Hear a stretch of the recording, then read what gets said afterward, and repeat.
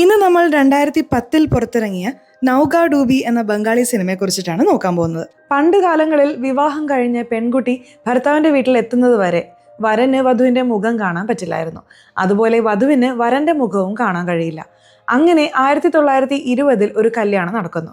അങ്ങനെ രണ്ടുപേരും വിവാഹം കഴിഞ്ഞ് ഭർത്താവും ഭാര്യയുമായി ഒരു വള്ളത്തിൽ വരികയാണ്. അതേ വഴിയിൽ മറ്റൊരു ദമ്പതികളും വരുന്നുണ്ട്. അപ്പോൾ അവിടെയുള്ള ഒരു ആറ്റിൽ വെച്ച് ഭയങ്കരമായ ഒരു അപകടം നടക്കുന്നു. എങ്ങനെയോ അതിൽ നിന്ന് നമ്മുടെ ഹീറോയും ഹീറോയിനും രക്ഷപ്പെട്ട് ഹീറോ തന്റെ ഭാര്യയോടൊപ്പം കൽക്കത്തയിൽ വന്ന് ഒരു മാസം സന്തോഷമായി ജീവിക്കുകയായിരുന്നു. അവിടെയാണ് ഒരു വലിയ ട്വിസ്റ്റ്. ഒരു മാസത്തിന് ശേഷമാണ് അറിയുന്നത് അദ്ദേഹം തന്റെ ഭാര്യയായ സുശീല എന്ന പെൺകുട്ടിയെ കൊണ്ടുവരുന്നതിന് പകരം എതിരെ വന്ന മറ്റൊരാളുടെ ഭാര്യയായ കമല എന്ന പെൺകുട്ടിയെയാണ് കൂട്ടിക്കൊണ്ടുവന്നിരിക്കുന്നത് എന്ന്. അങ്ങനെ കൂട്ടിക്കൊണ്ടുവന്ന് ഒരു മാസമായി കുടുംബമായി ജീവിക്കുകയാണ്. ഇപ്പോൾ ഈ സത്യം കൂടെ കൊണ്ടുവന്ന ആ പെൺകുട്ടിക്ക് അറിയില്ല.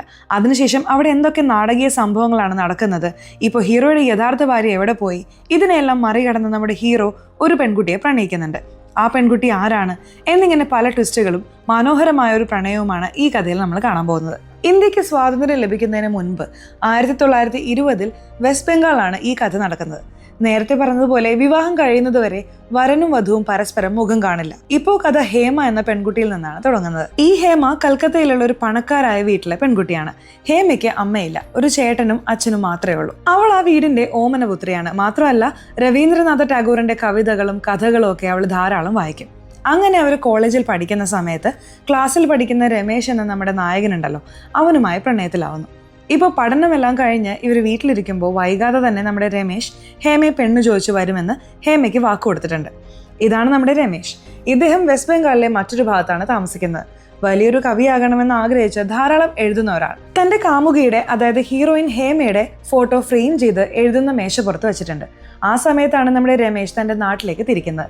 പയ്യൻ ഉപരിപഠനം എല്ലാം കഴിഞ്ഞ് തിരിച്ചു വരുന്നത് കൊണ്ട് രമേശിന് വലിയ സ്വീകരണമാണ് ലഭിക്കുന്നത്. അതേസമയം രമേശിന്റെ അച്ഛൻ വലിയൊരു ബോംബ് പൊട്ടിക്കുന്നുണ്ട്. നമ്മുടെ നാട്ടിൽ സുശീല എന്ന പേരുള്ള പെൺകുട്ടിയുണ്ട്. ആ കുട്ടിയുടെ അമ്മ എന്റെ മകനെ കൊണ്ട് ആ കുട്ടിയെ വിവാഹം കഴിപ്പിച്ചു കൊടുക്കണം എന്ന് പറഞ്ഞിട്ടുണ്ടായിരുന്നു. ഞാനും അത് സമ്മതിച്ച് വാക്ക് കൊടുത്തുപോയി. നീ ആ പെൺകുട്ടിയെ തന്നെ വിവാഹം കഴിക്കണം എന്ന് അച്ഛൻ പറയുമ്പോൾ രമേശ് ആകെ ഞെട്ടിപ്പോവാണ്. അപ്പ ഞാൻ കോളേജിൽ പഠിക്കുമ്പോൾ അവിടെ ഒരു പെൺകുട്ടിയെ പ്രണയിച്ചിട്ടുണ്ട്. അവളോടും അവളുടെ അച്ഛനോടും പെട്ടെന്ന് തന്നെ പെണ്ണ് ചോദിച്ചു വരാമെന്ന് വാക്ക് നൽകിയതാണ്. അതുകൊണ്ട് എനിക്കതിന് കഴിയില്ല എന്ന് രമേശ് പറയുന്നു. ഉടനെ രമേശിന്റെ അച്ഛൻ, നീ ഈ കല്യാണം കഴിച്ചില്ലെങ്കിൽ എന്നെ ജീവനോടെ കാണില്ല എന്നൊക്കെ ഭീഷണിപ്പെടുത്തുന്നു. അങ്ങനെ തർക്കം കൂടി ഒരു ഘട്ടത്തിൽ നമ്മുടെ ഹീറോ ഈ വീട് വിട്ട് തന്നെ പോകാം എന്നൊരു തീരുമാനം എടുത്ത് പെട്ടിയും കിടക്കയൊക്കെ എടുത്ത് വീട്ടിൽ നിന്നും പുറത്തേക്ക് ഇറങ്ങുന്നു. അപ്പോഴാണ് ആ വഴിയിൽ നമ്മൾ കണ്ട ആ പെൺകുട്ടി സുശീലയില്ലേ, അവളുടെ അമ്മ അവിടെ വന്ന് നിൽക്കുന്നത്. അവര് കുറച്ച് സാമ്പത്തികമായി പിന്നോക്കം നിൽക്കുന്ന കുടുംബമാണെന്ന് തോന്നുന്നു. അവിടെ വന്ന് അവർ ഹീറോയോട് പറയുന്നുണ്ട്, മോനെ, ഞങ്ങൾ കാരണം നീ അച്ഛനോട് വഴക്കിട്ട് വീട് വിട്ട് പോരുത്. എൻ്റെ മകൾക്ക് ആരുമില്ല, അവളുടെ അച്ഛൻ മരിച്ചുപോയി. എനിക്കും ഇപ്പോൾ അസുഖമാണ്. ഞാൻ പോയി കഴിഞ്ഞാൽ എൻ്റെ മകളെ ഒരു നല്ല കുടുംബത്തിന് ഏൽപ്പിക്കണമെന്ന് ഞാൻ ആഗ്രഹിച്ചു. അപ്പോഴാണ് നിന്റെ അച്ഛൻ വന്ന്, നീ വിഷമിക്കേണ്ട, നിന്റെ കുടുംബത്തെയും മകളെയും നിനക്ക് ശേഷം എൻ്റെ മകൻ നോക്കിക്കോളും എന്ന് വാക്ക് തന്നത്. പക്ഷെ നീ ഇപ്പോൾ ഇങ്ങനെ പറയുന്നല്ലോ, ഞാനിപ്പോൾ മരിച്ചാൽ എൻ്റെ മകൾക്ക് വേറെ വഴിയില്ല, അവൾക്ക് വിഷമോ കയറോ കൊടുത്തിട്ട് ഞാനും അങ്ങ് പോവും എന്നൊക്കെ പറയാണ്. ഇപ്പോൾ ഹീറോ ഒന്ന് ആലോചിച്ച് നോക്കുന്നുണ്ട്. അങ്ങനെയുള്ള തീരുമാനമൊന്നും എടുക്കണ്ട, നിങ്ങളുടെ മകൾ സുശീലയെ ഞാൻ കല്യാണം കഴിച്ചോളാം എന്ന് ഹീറോ പറയുന്നു. നീ അവിടെ ഹേമ എന്നൊരു പെൺകുട്ടിയെ സ്നേഹിക്കുന്നു എന്ന് പറഞ്ഞല്ലോ, അപ്പോൾ ആ കുട്ടിയുടെ കാര്യമോ എന്നവർ ചോദിക്കുമ്പോൾ, ആ കുട്ടിയെ ഞാൻ സ്നേഹിക്കുന്നത് സത്യമാണ്, പക്ഷെ ഞാൻ വേണ്ട എന്ന് പറഞ്ഞാൽ നിങ്ങളുടെ മകളെ പോലെ അവൾ ജീവനൊടുക്കില്ല എന്ന് പറഞ്ഞ് ഹീറോ ആ വിവാഹത്തിന് സമ്മതിക്കുന്നു. അങ്ങനെ ആ വിവാഹത്തിനുള്ള ഏർപ്പാടുകൾ നടക്കുന്നു. ഹീറോ മനസ്സില്ലാ മനസ്സോടെയാണ് മണ്ഡപത്തിൽ വന്നിരിക്കുന്നത്. അങ്ങനെ പെൺകുട്ടിയുടെ മുഖം പോലും കാണാതെ ഹീറോ താലി കെട്ടാണ്. അവിടെ മണവാട്ടി സുശീലയും മുഖം മുഴുവനായി മറച്ചു വെച്ചാണ് വിവാഹം കഴിക്കുന്നത്. ഇപ്പോൾ നമ്മുടെ ഹീറോ കൽക്കത്തയിൽ പോയി ജീവിക്കാമെന്ന് കരുതി അവിടെ നിന്നൊരു ബോട്ടിൽ കയറി തന്റെ ഭാര്യ സുശീലയും കൂട്ടി പുറപ്പെടുന്നു. എന്നാൽ ആ പുഴയിൽ വെച്ച് വലിയൊരു അപകടം നടക്കുന്നു. പുഴയിൽ വെള്ളപ്പൊക്കം വരുന്നത് പോലെ കാറ്റൊക്കെ അടിച്ച് ബോട്ട് മറയാണ്. ആ അപകടത്തിൽ ബോട്ടിലുണ്ടായിരുന്ന എല്ലാവരും വെള്ളത്തിൽ മുങ്ങിപ്പോവാണ്. ഇപ്പോൾ കരക്കടഞ്ഞ് നമ്മുടെ ഹീറോ കിടക്കുന്നതാണ് കാണിക്കുന്നത്. ഹീറോ കണ്ണു തുറക്കുമ്പോൾ അതേ കരയിൽ തന്നെ ഹീറോയുടെ ഭാര്യയും കിടക്കുന്നതായി ഹീറോ ശ്രദ്ധിക്കുന്നു. അവൾ ജീവനോടുണ്ടോ എന്ന് തൊട്ടു നോക്കിയപ്പോൾ അവിടെ ഹീറോയുടെ ഭാര്യയും കണ്ണു തുറക്കുന്നു. അപ്പോഴാണ് ഇവർ രണ്ടുപേരും മുഖത്തോട് മുഖം നോക്കുന്നത്. ശരി, ഞാൻ അടുത്ത ആരെങ്കിലും ഉണ്ടോ എന്ന് നോക്കി കൂട്ടിക്കൊണ്ടുവരാം, നീ അവിടെ തന്നെ ഇരിക്കുകയെന്ന് സുശീലയോട് ഹീറോ പറയുന്നു. എനിക്ക് പേടിയാവുന്നുണ്ട്, ഞാനും കൂടെ വരാം, എന്നെ വിട്ട് എങ്ങോട്ടേക്കും പോകല്ലേ എന്ന് ഹീറോയുടെ ഭാര്യയും പറയുന്നുണ്ട്. മാത്രമല്ല വിവാഹ സമയത്ത് ഹീറോയുടെ ഈ വെള്ള ഷോൾ അവരുടെ സാരിയിൽ ബന്ധിച്ചിട്ടുണ്ടായിരുന്നു. ഇത് നിങ്ങളുടെ തുണിയല്ലേ, നാട്ടിൽ വന്നപ്പോൾ അമ്മ നിങ്ങളുടെ കയ്യിൽ കൊടുക്കാൻ പറഞ്ഞതാണ് എന്ന് പറഞ്ഞ് ആ തുണി സുശീല ഏൽപ്പിക്കുന്നു. ഇപ്പോൾ ഹീറോയോടൊപ്പം ചേർന്ന് അവരും ഹീറോയുടെ കൽക്കത്തയിലുള്ള വീട്ടിലേക്ക് പോകുന്നു. ഇപ്പോൾ ഹീറോയ്ക്ക് ഭയങ്കരമായ ഒരു ചിന്ത, തനിക്ക് വിവാഹമായ കാര്യം താൻ സ്നേഹിക്കുന്ന ഹേമയോട് പറയണോ വേണ്ടയോ എന്ന്. പോസ്റ്റ് ഓഫീസ് വരെ വന്ന് കത്ത് അയക്കാൻ നിൽക്കുമ്പോൾ അദ്ദേഹം ആലോചിക്കുന്നുണ്ട്. വേണ്ട, ഇതറിഞ്ഞാൽ അവൾക്ക് താങ്ങാൻ കഴിയില്ല എന്ന് കരുതി അത് പറയാതെ മറച്ചു വെക്കുന്നു. ഇതെല്ലാം ഹീറോയുടെ ഭാര്യയും ഒരു വശത്ത് കാണുന്നുണ്ട്. ഇപ്പോൾ നമ്മുടെ ഹീറോ തന്റെ ഭാര്യയെ കൽക്കത്തയിലെ വീട്ടിലേക്ക് കൂട്ടിക്കൊണ്ടുവരുന്നു. ആ വീട് മുഴുവൻ ഹേമയുടെ ചിത്രങ്ങളാണ്. ഇപ്പോൾ ആ ചിത്രങ്ങളെല്ലാം എടുത്ത് ഒരു അലമാരയിൽ വെക്കുന്നു. അന്ന് രാത്രി ഹീറോയുടെ ഭാര്യ സുശീല ഒരു സദ്യ തന്നെ ഒരുക്കുന്നുണ്ട്. നിങ്ങൾ ആ പാത്രത്തിൽ തന്നെ കൈ കഴുകിക്കോളൂ, നിങ്ങളെ സേവിക്കാനാണ് ഞാൻ ഭാര്യയായി വന്നിരിക്കുന്നത് എന്നൊക്കെ പറയാണ്. എനിക്ക് ചെറിയ പനിയുള്ളതുപോലെ തോന്നുന്നു, ഒന്ന് നോക്കാമോ, നിങ്ങൾ ഡോക്ടറല്ലേ എന്ന് ഹീറോയോട് ഭാര്യ ചോദിക്കുന്നുണ്ട്. ആരാണ് ഡോക്ടർ? ഞാൻ വക്കീലാണ്. ഞാൻ ഡോക്ടറാണെന്ന് നിന്നോട് ആരാ പറഞ്ഞത് എന്ന് ചോദിക്കുമ്പോൾ, ഓ എൻ്റെ ആൻറ്റി പറഞ്ഞു, ചിലപ്പോൾ മാറി പറഞ്ഞതാകും, വിട്ടേക്ക് എന്ന് പറഞ്ഞ് ഹീറോയുടെ ഭാര്യ അവിടെ മിണ്ടാതിരിക്കുകയാണ്. മറുവശത്ത് ഹീറോ സ്നേഹിച്ച ഹേമ ഇവൻ നാട്ടിൽ പോയിട്ട് അച്ഛനെയൊക്കെ കൂട്ടി പെണ്ണ് ചോദിച്ച് വരാമെന്ന് പറഞ്ഞിട്ട് ഇതുവരെ വന്നില്ലല്ലോ എന്നോർത്ത് ഹീറോയ്ക്കായി കാത്തിരിക്കുകയാണ്. ഇവിടെ ഹീറോ ഭാര്യയെ കല്യാണം കഴിച്ച് കൊണ്ടുവന്നെങ്കിലും തന്റെ കാമുകിയെ ഓർത്ത് ദിനം പ്രതി കരയുകയും ഭാര്യയെ തൊടാതെ ജീവിക്കുകയാണ്. അവർ ആശയോടുകൂടി വെറ്റില കൊടുത്താലും പാല്, ജ്യൂസ് എന്നിങ്ങനെ എന്ത് കൊടുത്താലും അദ്ദേഹം വേറൊരാളെ പോലെയാണ് ഭാര്യയോട് പെരുമാറുന്നത്. അപ്പോഴാണ് പെട്ടെന്ന് അവിടെ വലിയ കാറ്റടിക്കുന്നത്. പുറത്ത് നമ്മുടെ ഹീറോയുടെ തുണികൾ ഉണങ്ങാൻ ഇട്ടിരിക്കുകയാണ്. എടി സുശീലേ, പുറത്ത് മഴ പെയ്യാൻ പോകുന്നു, വേഗം ആ തുണികൾ എടുക്ക് എന്ന് ഹീറോ വിളിച്ചു പോകുന്നുണ്ട്. അപ്പോഴാണ് ഹീറോയുടെ ഭാര്യ, എന്തായിട്ടാ വന്നപ്പോൾ മുതൽ സുശീല സുശീല എന്ന് വിളിച്ചുകൊണ്ടിരിക്കുന്നത്? എൻ്റെ പേര് കമല എന്നാണെന്ന് പറയുന്നു. ഇത് കേട്ട് ഹീറോ ഞെട്ടിപ്പോവാണ്. നിന്റെ അമ്മ നിന്റെ പേര് സുശീല എന്നല്ലേ പറഞ്ഞത് എന്ന് ഹീറോ ചോദിക്കുന്നു. എന്തായിട്ടാ ഈ പറയുന്നത്? എനിക്ക് അച്ഛനും അമ്മയും ആരുമില്ല, എൻ്റെ ആൻറ്റിയാണ് എന്നെ വളർത്തിയത്. അതൊക്കെ പറഞ്ഞിട്ടല്ലേ എന്നെ കല്യാണം കഴിച്ചു തന്നത്. ആരാണ് ഈ സുശീല? എന്തിനാണ് ഇങ്ങനെ മാറി മാറി പറയുന്നത് എന്ന് ചോദിക്കുകയാണ്. ശരി, എൻ്റെ പേരെന്താണെന്ന് പറ എന്ന് ഹീറോ ചോദിക്കുന്നു. ചാറ്റർജി എന്നല്ലേ എന്ന് കമലയും പറയുന്നു. അടിപൊളി, എൻ്റെ പേര് രമേശ് എന്നാണല്ലോ. എൻ്റെ ദൈവമേ, അന്ന് നടന്ന അപകടത്തിൽ അടുത്ത ബോട്ടിൽ വന്ന വേറെ ഏതോ ഒരുത്തൻ്റെ ഭാര്യയാണ് ഞാൻ കൂട്ടിക്കൊണ്ടുവന്നത് എന്നയാൾക്ക് മനസ്സിലാവുന്നു. അപ്പോൾ എൻ്റെ ഭാര്യ സുശീല എവിടെ പോയി? ഈ കമല അപ്പോൾ വേറൊരാളുടെ ഭാര്യയാണോ എന്നൊക്കെ അദ്ദേഹം ആലോചിക്കുകയാണ്. വേറൊരാളുടെ ഭാര്യയാണ് കൊണ്ടുവന്നതെന്ന കാര്യം കമലയോട് പറയാതെ മറച്ചു വയ്ക്കുന്നു. ഈ സത്യം ആരോടെങ്കിലും പറഞ്ഞേ പറ്റുമെന്ന് ഹീറോയുടെ മനസ്സ് പിടയ്ക്കുകയാണ്. അതേ കൽക്കത്തയിലുള്ള തൻ്റെ കാമുകി ഹേമയെ കാണാൻ നമ്മുടെ ഹീറോ പോവുകയാണ്. ഓ, ഇപ്പോഴാണ് എൻ്റെ വീട്ടിലേക്കുള്ള വഴി ഓർമ്മ വന്നത്. ഇതാ വരുന്നു എന്ന് പറഞ്ഞിട്ട് എത്ര നാളായി? അവിടെ എന്താണ് നടന്നത്? എന്താ അച്ഛനെ കൂട്ടി വരാത്തത്? എപ്പോഴാണ് നമ്മുടെ വിവാഹം? എന്നിങ്ങനെ ഹേമ ഒരുപാട് ചോദ്യങ്ങൾ ചോദിക്കുന്നു. അതിനൊന്നും ഹീറോയുടെ കയ്യിൽ ഉത്തരവില്ല. നിന്റെ മുഖം ഒന്ന് കാണണം, അത് കണ്ടാൽ എനിക്ക് ആശ്വാസം കിട്ടും എന്ന് കരുതിയിട്ടാണ് വന്നത്. എൻ്റെ ഉള്ളിൽ ഒരുപാട് രഹസ്യങ്ങളുണ്ട്, അതിവിടെ പറയാൻ കഴിയാതെ ഞാൻ വിഷമിക്കുകയാണ് എന്ന് അദ്ദേഹം പറയാണ്. ഇപ്പൊ നമ്മുടെ ഹീറോ ഹേമയുടെ വീട്ടിൽ പോയിട്ട് സ്വന്തം വീട്ടിലേക്ക് തിരിച്ചു വരുന്നു. വീട്ടിൽ കമലയെ കാണുന്നുണ്ട്. അവർ പതിവ് പോലെ ഹീറോയ്ക്കായി പൂജയൊക്കെ ചെയ്തുകൊണ്ടിരിക്കുകയാണ്. അത് ഹീറോ നോക്കുന്നു. എന്താ അന്യന്റെ ഭാര്യയെ നോക്കുന്ന പോലെ ഇങ്ങനെ നോക്കുന്നത്? നിങ്ങളുടെ ഭാര്യ തന്നെയല്ലേ എന്ന് ചോദിക്കുമ്പോൾ ഹീറോയ്ക്ക് വല്ലാതെ കുറ്റബോധം തോന്നുന്നുണ്ട്. പതിവ് പോലെ രാത്രിയാവുന്നുണ്ട്. വിവാഹം കഴിഞ്ഞ് പല ആഴ്ചകളായിട്ടും നമ്മുടെ ഹീറോ കമലയെ ഒന്ന് തൊട്ടിട്ട് പോലുമില്ല. അതൊക്കെ കമലയ്ക്കും വലിയൊരു വിഷമം ഉണ്ടാക്കുന്നുണ്ട്. എന്താ എന്നെ കാണാൻ ഭംഗിയൊന്നുമില്ലേ? എന്താ എൻ്റെ അടുത്തേക്ക് വരാത്തത് എന്ന് അവർക്കുള്ളിൽ പല ചോദ്യങ്ങൾ ചോദിക്കുന്നുണ്ട്. അങ്ങനെ ഒരു പാതിരാത്രിയിൽ നമ്മുടെ ഹീറോ കാമുകി ഹേമയുടെ വീട്ടിലേക്ക് വരുന്നു. നമുക്ക് രണ്ടുപേർക്കും വിവാഹം കഴിക്കാം, നിനക്ക് സമ്മതാണോ എന്ന് ചോദിക്കുന്നു. ഹേമയും നിന്റെ അച്ഛനെ കൂട്ടിക്കൊണ്ടുവന്ന് സംസാരിക്കുക എന്ന് പറയാണ്. ഞാൻ ഇപ്പോൾ നിനക്ക് നൽകുന്ന എൻ്റെ വാക്കാണ്. നീ നിന്റെ അച്ഛനോട് സംസാരിച്ച് വിവാഹത്തിനുള്ള ഏർപ്പാടുകൾ ചെയ്യുക. എൻ്റെ അച്ഛൻ നമ്മുടെ വിവാഹത്തിൽ പങ്കെടുക്കില്ല എന്നും പറയുന്നു. ഇവിടെ ഒരു വശത്ത് ഈ കമലയുടെ കൂടെ ഹീറോ ഇഷ്ടമില്ലാതെ ജീവിക്കുന്നു. മറുവശത്ത് ഹേമയുടെ കൂടെ രഹസ്യ വിവാഹം ചെയ്യാൻ പട്ടുസാരി എടുത്ത് കൊടുക്കുന്നതും മറ്റും ചെയ്യുന്നു. അതേസമയം പത്രത്തിൽ പരസ്യം കൊടുക്കാൻ പ്രിന്റിംഗ് കടകളിലും പോകുന്നുണ്ട്. അങ്ങനെ ഇരിക്കെ നമ്മുടെ ഹീറോയുടെ ഇപ്പോഴത്തെ ഭാര്യയായ കമല അവിടെയുള്ളൊരു ക്ലാസ്സിൽ പോകുന്നുണ്ട്. അതിൽ ഭർത്താവിൻ്റെ പേര് രമേശ് എന്ന് കൊടുക്കുന്നു. ആ ക്ലാസ് നടത്തുന്നതാകട്ടെ നമ്മുടെ ഹീറോയുടെ കാമുകി ഹേമയുടെ ചേട്ടൻ്റെ സുഹൃത്താണ്. അവിടെ വെച്ചിട്ടാണ് കമല എഴുതാനും വായിക്കാനും ഒക്കെ പഠിക്കുന്നത്. അങ്ങനെ ഇരിക്കെയാണ് ഒരു പ്രധാനപ്പെട്ട വാർത്ത നമ്മുടെ ഹീറോയിൻ ഹേമയ്ക്ക് ലഭിക്കുന്നത്. നിന്റെ കാമുകൻ രമേശ് എങ്ങനെയുള്ളവനാണെന്ന് അറിയാമോ? അവന് നേരത്തെ തന്നെ ഒരു പെൺകുട്ടിയുമായി വിവാഹം കഴിഞ്ഞതാണ്. എൻ്റെ ഫ്രണ്ടിൻ്റെ ക്ലാസ്സിൽ വരുന്ന ഒരു പെൺകുട്ടിയാണത്.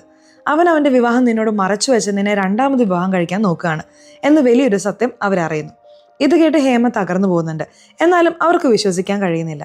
അപ്പോഴാണ് ഒരു ദിവസം ഹീറോയുടെ ഭാര്യ ക്ലാസ്സിലേക്ക് പോകുമ്പോൾ ക്ലാസ്സിൻ്റെ ഇടയിൽ വെച്ച് ഹേമയുടെ ചേട്ടൻ്റെ മുമ്പിൽ വെച്ച് ആ ക്ലാസ്സിലെ മാഷ് ചോദിക്കുന്നത്, കമല, ഇത് നിന്റെ ഭർത്താവല്ലേ എന്ന്.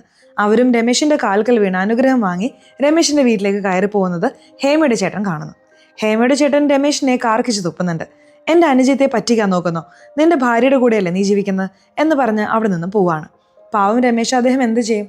എന്തായാലും ഭാര്യ എന്ന് പറഞ്ഞ് കൊണ്ടുവന്നത് വേറൊരാളുടെ ഭാര്യയല്ലേ. താലി കിട്ടിയ ഭാര്യ എവിടെ പോയി എന്നും അറിയില്ല. ഇവരുടെ കൂടെയും ജീവിക്കാൻ പറ്റില്ല. കാമുകിയുടെ കൂടെ ജീവിക്കുക എന്ന് വെച്ചാൽ ഇപ്പോൾ പിടിക്കപ്പെടുകയും ചെയ്തു. ആകെ വട്ടായ അവസ്ഥയിലാണ് ഹീറോ ഇപ്പോൾ. ഇവിടെ ഹേമ രമേശ് എന്നെ ചതിച്ചു എന്ന് കരുതി രോഗബാധിതയാവുന്നു. അപ്പോൾ ഹേമയുടെ ചേട്ടൻ വന്നിട്ട് ഹേമയെ വേറൊരു പയ്യനെ കൊണ്ട് വിവാഹം കഴിപ്പിക്കണം എന്ന് പദ്ധതിയിടുന്നു.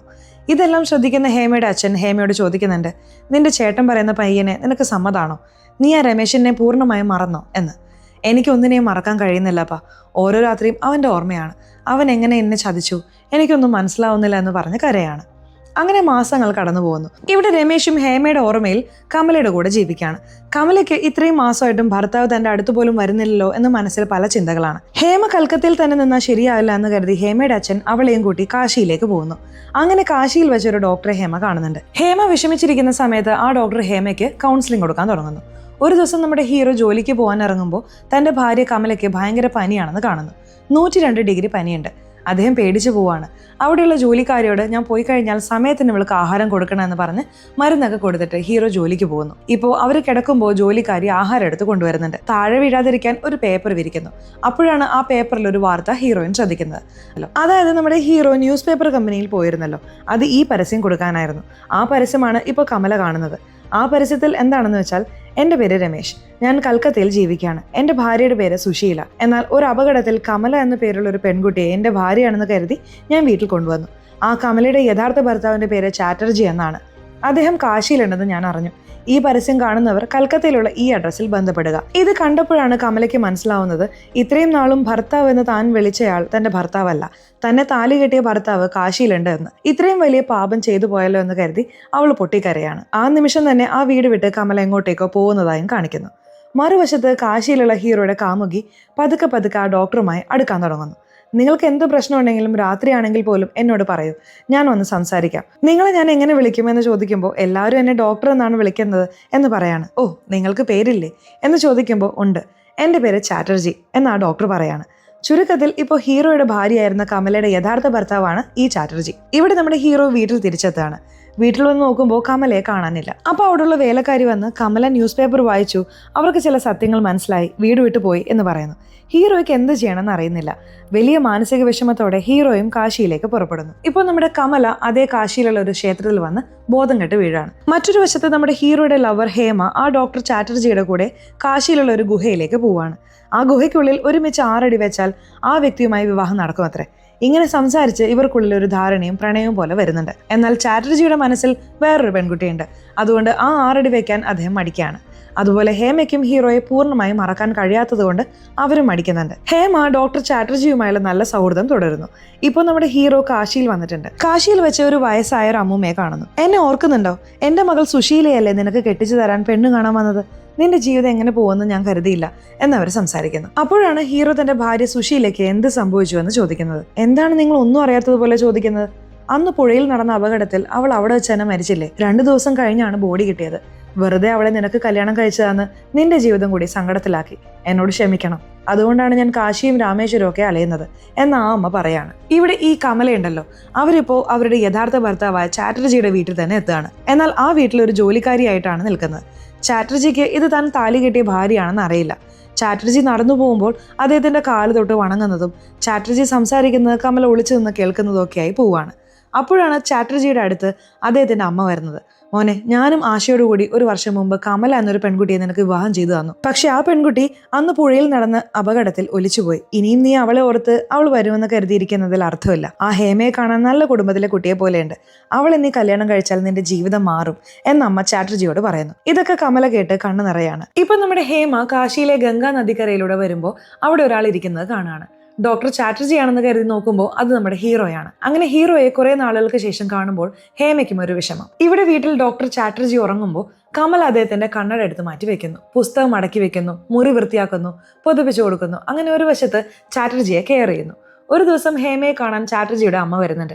എൻ്റെ മകനെ നീ എങ്ങനെയെങ്കിലും കല്യാണം കഴിക്കണം. കാരണം നിന്റെയും വിവാഹം നിശ്ചയിച്ചിട്ട് മുടങ്ങിപ്പോയതല്ലേ. എൻ്റെ മകന്റെ ഭാര്യയും അപകടത്തിൽ മരിച്ചുപോയി. നിങ്ങൾ 2 പേരും ഒന്നിക്കണം എന്ന് പറയുന്നു. എന്നാൽ എപ്പോഴാണോ വീണ്ടും രമേശിനെ കണ്ടത്, അപ്പോൾ തന്നെ ഹേമയുടെ മനസ്സ് മാറിയിരുന്നു. അവർ ചാറ്റർജിയുടെ അമ്മയുടെ കയ്യിൽ ഒരു കത്ത് കൊടുത്തിട്ട് അവിടെ നിന്നും പോകുന്നു. ആ കത്തിൽ എനിക്കും ഡോക്ടർ ചാറ്റർജിയെ ഇഷ്ടമായിരുന്നു. ഞാൻ തകർന്നിരുന്നപ്പോൾ എന്നെ ചേർത്ത് വെച്ചത് അദ്ദേഹമാണ്.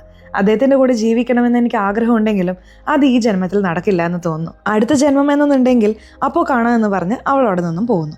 ഇപ്പോൾ ചാറ്റർജിയുടെ അടുത്ത് അമ്മ വന്ന്, ഹേമ നിന്നെ കല്യാണം കഴിക്കില്ല എന്ന് പറഞ്ഞു. ഇനി എന്ത് ചെയ്യും? എൻ്റെ മോന് 35 വയസ്സായി. ആരും എൻ്റെ മോനെ കല്യാണം കഴിക്കില്ലേ?